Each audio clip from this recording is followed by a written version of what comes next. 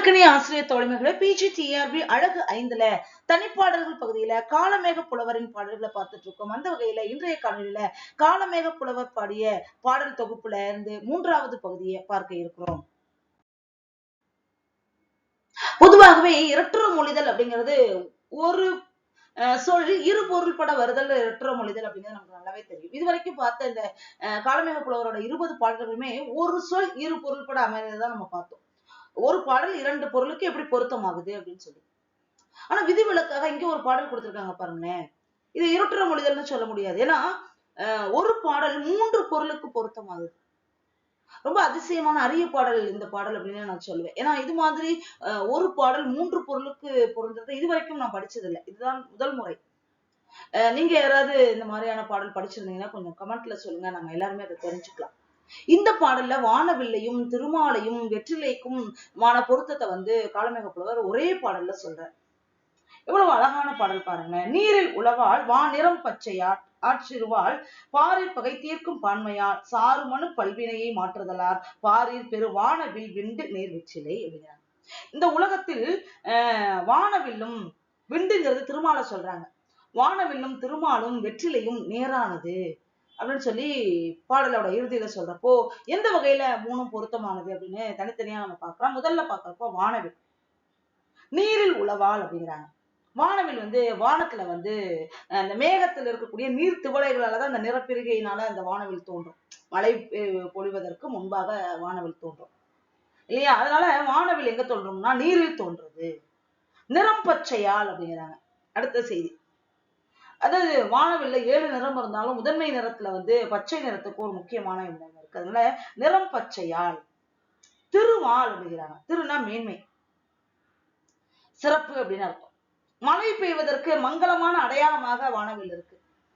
நல்ல அடையாளம் இல்லையா? வானவில் வந்துருச்சுன்னா பின்னாலே மழை தொடர்ந்து வந்துடும் அப்படின்னு சொல்லி சொல்றாங்க. அதனால அது மழை பெய்வதற்கு நல்ல மங்களமான அடையாளமாக இருக்கு. திரு என்றால் மங்களம், மங்களமான அடையாளமாக இருப்பதால் பாரில் பகை தீர்க்கும் பான்மையால் அப்படிங்கிறாங்க.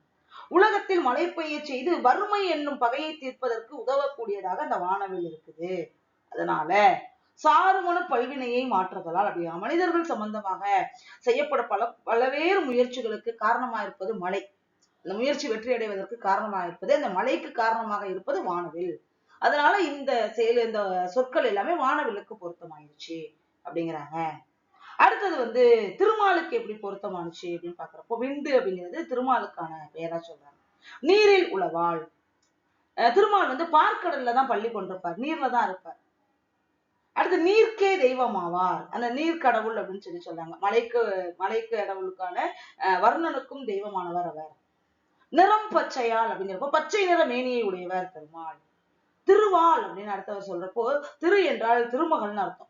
திருமகளையே தேவியாக மனைவியாக உடையவர். பாரில் பகை தீர்க்கும் பான்மையால் உலகத்தில் உள்ள அசுரர்களை ஒழித்து அவர்களின் பகையை தீர்க்கக்கூடிய திறமை உடையவர் ஆதலால். சாறுமனு பல்வினையை பற்றுதலால் மக்களை சார்ந்த பல தீவினைகளை ஒழிக்கின்றவர். அதனால் இந்த பாடல் திருமாலுக்கு பொருத்தமாயிருச்சு அப்படிங்கிறாங்க.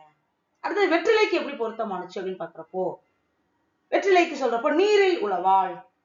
நீரில் நனைத்துதான் வெற்றிலையை பயன்படுத்துவாங்க. செடி கொடியிலேருந்து பறிச்சிருந்தாலும் தண்ணியில நினைச்சிட்டு தான் அதை உண்பதற்கு எடுத்துப்பாங்க.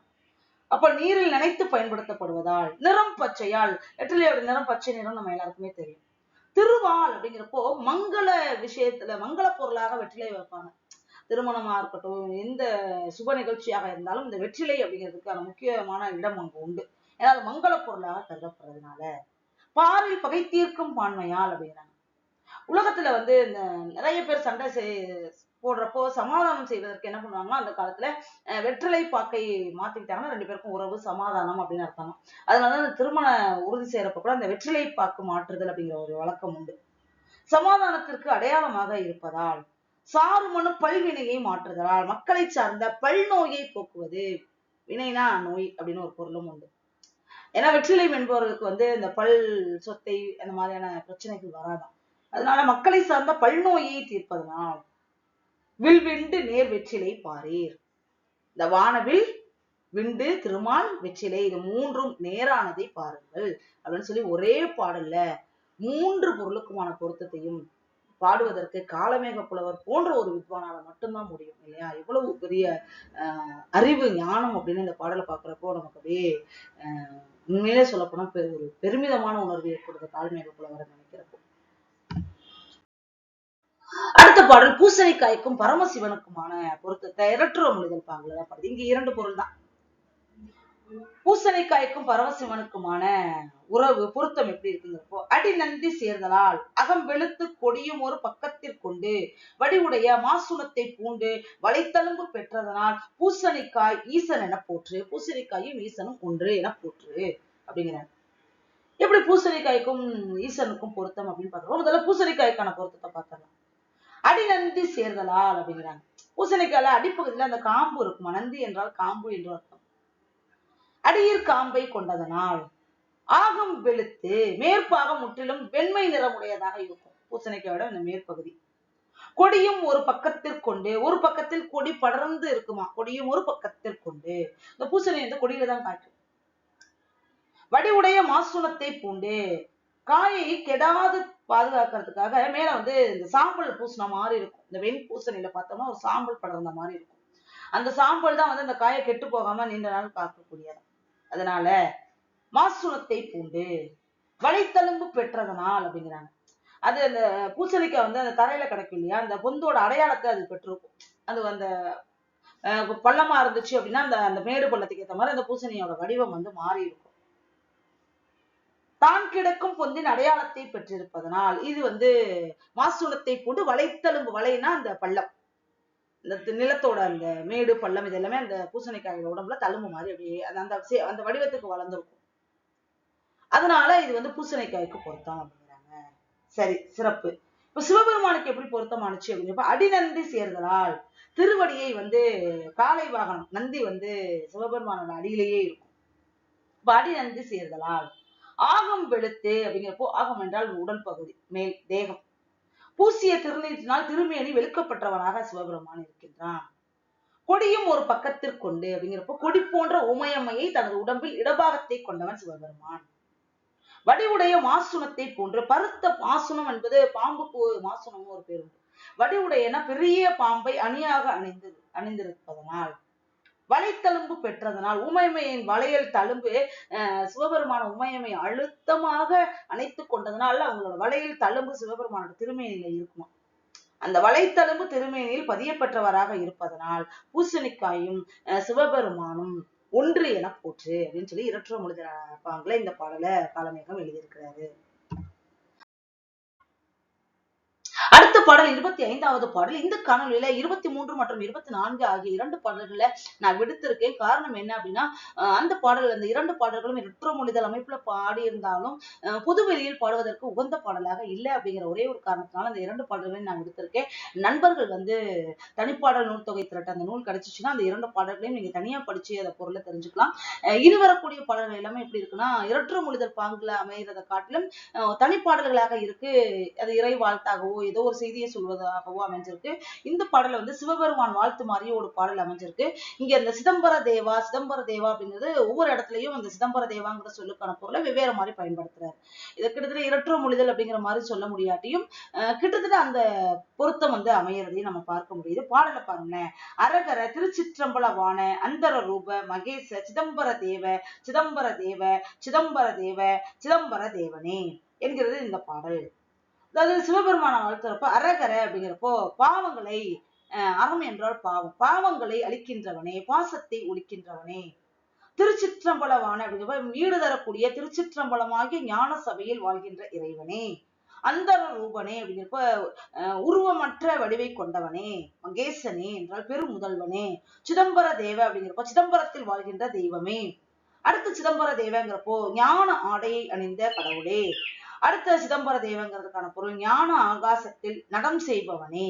சிதம்பர தேவனே அப்படிங்கிறப்ப சிதம்பரன் என்னும் திருப்பெயரை உடைய பெருமானே என்று சிவபெருமான் வாழ்த்துற மாதிரி இந்த பாடல் வந்து சிதம்பரத்தில் உரையக்கூடிய சிவபெருமான் வாழ்த்தாக அமைஞ்சிருக்கு. அடுத்த பாடல் 26வது பாடல் புங்கங்கொம்பங்கின் 9.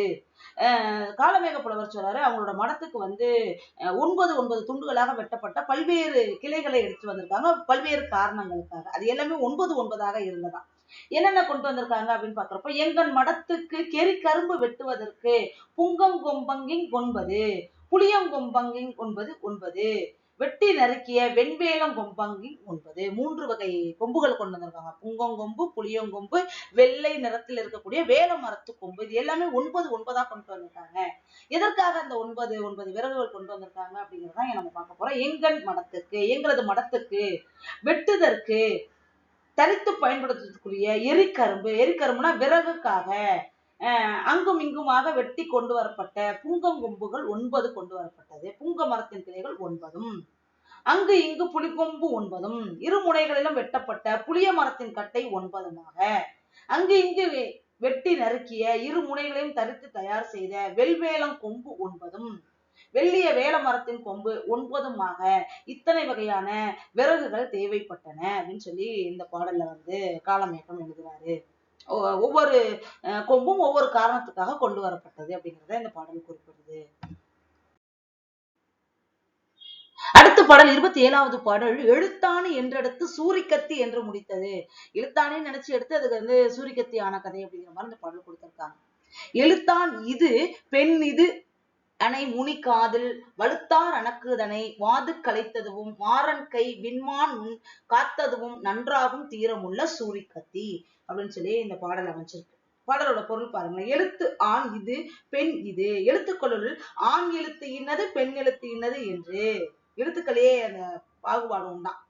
அணைமுனி காதில் தமிழுக்கு அன்னை போன்ற குரு முனிவன் திருச்செவியில் சிவபெருமான் வந்து அகத்தியரோட காதுல வந்து எழுத்துக்களை சொன்னப்போ இது ஆண் எழுத்து இது பெண் எழுத்து அப்படின்னு சொல்லி வகைப்படுத்தினாங்க. வலுத்து என்றால் உபதேசம் செய்து அந்த மொழியை உபதேசம் செய்து 6 அணக்குகளை வேத முதல்வனான முருகப்பெருமானை அப்படி செஞ்சோன்னே முருகப்பெருமான் வந்து அகத்தியன் வந்து வாது கலைத்தது சண்டை கலைக்கிறான். நன்றாக தீரமுள்ள சோறு நலமிக்க வீரமுடைய சூரபன்மனே மாறன் கை மன்மதன் கையில் உள்ள வில்லானது இங்கு கரும்பாகும். மால் முன் காத்ததும் பெருமாள் முற்காலத்தில் காப்பாற்றியதும் யார் என்னப்போ அத்திங்கிறது யானையே. சூரிக்கத்தி என்பது சூர் இக்கு அத்தி என பிரிக்கப்பட்டது. சூர் என்பது சூரபத்மனை குறிக்குது. இக்கு என்பது கரும்பு அப்படிங்கிறத குறிக்குது. அத்தி என்பது யானையை குறிக்குது. இந்த புராண செய்தியை சொல்றாங்க. சூரபத்மனை அழித்த அந்த முருகன் பத்தியும் முருகனை வந்து வாது கலைத்த அகத்தியனோட செய்தியையும் அகத்தியனுக்கு வந்து சிவபெருமான் வந்து தமிழை எடுத்தோதிய செய்தியையும் இந்த பாடல்ல குறிப்பிடுறாங்க. அடுத்த பாடல் 28வது பாடல் ராமா ராமா கோவிந்தா வேங்கடவா நாராயணா என்று திருமாலை பாடியது அப்படின்றாங்க. பாடல் பாருங்க. இந்தோ திலக நுதல் ராமா ராமா வன சக்கந்தோ கலபமுலை கோவிந்தா சந்ததமும் வேலோ வினைவெளிகள் வேங்கடவா நல்ல வைரோ லோக நாராயணா அப்படின்னு சொல்லி இந்த பாடல் அமையுது. அதாவது இறைவனை வாழ்த்துறப்போ ராமா ராமா ராமனே ராமனே திலக நுதல் அப்படிங்கிறாங்க. பொட்டணிந்த நெற்றியானது. இந்தோ அப்படின்னா பிறைச்சந்திரனும் அந்த திருமாலோட நெற்றியை வர்ணிக்கிறப்போ இந்தோ அப்படிங்கிறான் பிறைச்சந்திரனும் கோவிந்தா கோவிந்தனே கலபமுலை சந்தன கலவை அணிந்த மார்பை உடையவனே மனசக்கொந்தோ அப்படிங்கிறப்ப தாமரை பூங்கொத்தோ வேங்கடவா திருவேங்கடநாதா சந்ததமும் எப்போதும் இணைவிழிகள் ஒத்த தன்மையுடைய 2 கண்களும் வேலோ வேலாயுதமோ நாராயணா நாராயணா நல்ல வயிறு அழகிய வயிறானது ஆளோ ஆள் இலையோ கான் நீங்கள் வந்து அந்த காட்சியை கண்டு இது எது அப்படின்னு சொல்லுங்க. இது வயிறா ஆள் இல்லையா அப்படிங்கிறத பார்த்து சொல்லுங்க. நுதலா பிறையா அப்படிங்கிறத பார்த்து சொல்லுங்க. அந்த மார்பு வந்து சந்தனம் பூசிய மார்பு பூங்கொத்து மாதிரி இருக்கு. இந்த காட்சியை வந்து பார்த்து சொல்லுங்க. ஏன்னா என்னாலும் நான் வணங்குகின்ற இறைவன் வந்து என்னோட கண்ணுக்கு இப்படி எல்லாம் தெரியுறான் உங்களுக்கு எப்படி எல்லாம் தெரிகிறாரு அப்படின்னு சொல்லி கேள்வி எழுப்புவதாக இந்த பாடல் அமைஞ்சிருக்கு. அடுத்த பாடல் ரொம்ப அழகான பாடல். எண்ணிக்கையில் அமைந்த பாடல் 29வது பாடல் 1 முதல் 18 வரை பாடியது. பாடல் முழுக்கவுமே அப்படிதான் இருக்கு. 1 2 3 4 5 6 7 8 9 10 11 12 13 14 15 16 17 18 அப்படின்னு சொல்லி இந்த பாடலை வந்து வெறும் எண்ணிக்கைக்காக இந்த பாடல் பாடிருக்காங்க. 1ல இருந்து 18 வரைக்கும் ஒரே பாட்டுக்குள்ள பாடுற மாதிரியான அமைப்புல கொடுத்திருக்காங்க. இந்த பாடலுக்கான பொருள் தெரியும், எண்ணிக்கையை குறிக்குது அப்படிங்கிறதுனால தனியா விளக்கம் கொடுக்கணுன்ற அவசியம் இல்லை இல்லையா? அடுத்த பாடல்ல வந்து 5 டூ வர மாதிரி ஒரு பாடல் பாடியிருக்காரு. வெறும் 5 டூவா. ஓ கா மா வி தோ உரைப்பன் டூ டூ டூ டூ டூ நாகார் குடந்தை நகர்கதிபர் வாகாய் எடுப்பர் நடமிடுவர் ஏறுவர் அன்பர்க்கு கொடுப்பர் அணிவர் குழைக்கு. இந்த பாடல் வந்து 5 டூவர் தான், ஒன்னொன்னுக்கும் ஒவ்வொரு பொருள் மாறுது. அந்த விளக்கத்தை பார்த்துடலாம் பாருங்களேன். நாகார் குடந்தை நகர்க்கு அதிபர் அப்படிங்கிறாங்க. இளைஞர்கள் நிறைந்த கும்பகோண நகரத்துக்கு அதிபதியாகிய சிவபெருமான். கும்பேஸ்வரர் கோவில் இருக்கு இல்லையா? அந்த அவங்க வந்து நாகார் அப்படின்னு சொல்லி சொல்றாங்க. நாகார் என்றால் இளைஞர்களாம். நாகார் குடந்தை நகர்கதிபர் அப்படிங்கிறாங்க. கும்பகோணம் என்னும் நகரத்திற்கு அதிபதியாகிய சிவபெருமான். வாகாய் அழகாய் ஓடி எடுப்பர், திருவோட்டினை கையில எடுத்துட்டு பிச்சை எடுப்பாராம். சிவபெருமானுக்கு தெரியும் இல்லையா, அவர் வந்து பிச்சையை எடுத்து உண்ணக்கூடியவர். காடு நடமிடுவர், சுடுகாட்டில் நடனம் ஆடக்கூடியவர். அடுத்து அவர் சொல்றப்போ மாடு ஏறுபவர், காளையாகிய இடவ வாகனத்தின் மீது எழுந்தருபவர். வீடு அன்பர்க்கு கொடுப்பவர், அன்பர்க்கு வந்து வீடு பேராகிய மோட்சத்தை வழங்குபவர். தோடு அணிபவர், குலைக்காதாகிய காதுல வந்து குண்டலத்திற்கான நேராக மற்றொரு காதில் தோடு அணிந்திருப்பவர். ஏன்னா உமையை இடபாகத்தில் கொண்டதுனால ஒரு காதுல குண்டலம் இருக்குமா, ஒரு காதுல தோடு இருக்குமா. உரைப்பன் என்று சொல்லுவேன், அவரது பெருமையை நான் எவ்வாறு உரைப்பேன் அப்படிங்கிறாங்க. பாருங்களேன், இப்ப இது இந்த டூ அப்படிங்கிறது 5 டூங்கிறது இறைவனை தான் சொல்றாங்க. சிவபெருமான் குழந்தை நகருக்கு அதிபதியாக இருப்பவன், திருவோட்டினை எடுப்பவன், காட்டில் நடனம் புரிபவர், காளை மீது ஏறுபவர், அன்பர்களுக்கு வீடு வழங்குபவர், தோடு அணிந்த குலைக்காதை உடையவர் அப்படின்னு சொல்லி இந்த பாடல சொல்றப்ப முதல் வரியின் இறுதியில் உள்ள 5 டூவையும் ஓடு காடு மாடு வீடு தோடு என்பனவற்று தனித்தனியாக சேர்த்து படிக்கும். ஓடுடையவன் திருவோட்டை உடையவன், காடுடையவன் சுடுகாட்டில் ஆடுபவன், மாடு ஏறுபவன் ரிஷப வாகனத்தில் ஏறுபவன், வீடுடையவன் வீடு பேரை அளிப்பவன், தோடுடையவன் தனது ஒரு காதில் தோடை அணிந்தவன். அவன் எப்படிப்பட்டவன்? குடந்தை நகருக்கு அதிபதி. அழகாக திருவோட்டினை கையில் எடுத்து பிச்சை எடுப்பவன், சுடுகாட்டில் நடனம் விடுபவன், இடவ வாகனத்தில் ஏறுபவன், நண்பர்களுக்கு வீடு பேர் அணிபவன், காதில் குலைக்கு இணையாக தோடை அணிபவன் அப்படின்னு சொல்லி தனியா பாக்குறப்ப 5 டூ அப்படின்னு வந்தாலும் அதை வந்து ஓடு காடு மாடு வீடு தோடுன்னு சொல்லி அந்த எழுத்துக்களோட பொருத்தி இவ்வளவு புலமை இருந்ததுன்னா இப்படி ஒரு பாடலை பாட முடியும் இல்லையா? இந்த மாதிரியான பாடல்கள் வந்து தேர்வு நோக்குல படிக்கிறப்போ கேட்பதற்கு அதிகமான வாய்ப்புள்ள பாடல் அப்படிங்கிறதுனால கொஞ்சம் ஆழமாக இதெல்லாம் தெரிஞ்சுக்கலாம். இத்துடன் இந்த பகுதியை நிறைவு செஞ்சுக்கலாம். இனிவரும் காலங்கள்ல காலமேக புலவர் பாடியுள்ள இந்த 187 பாடல்கள் வந்து மீதமுள்ள பாடல்களை நான் தனித்தனியாக காட்சிப்படுத்த இருக்கிறேன். அந்த காணொலிகள் அனைத்தையும் நீங்க பார்க்கணும் அப்படின்னா நம்ம தமிழாசிரியர் சேனல் சப்ஸ்கிரைப் பண்ணுங்க. இந்த காணொலிகள் உங்களுக்கு பிடிச்சிருக்கு அப்படின்னா உங்க நண்பர்களுக்கும் பரிந்துரை செய்யுங்கள். மீண்டும் மற்றொரு காணொலியில் சந்திக்கிறேன். நன்றி, வணக்கம்.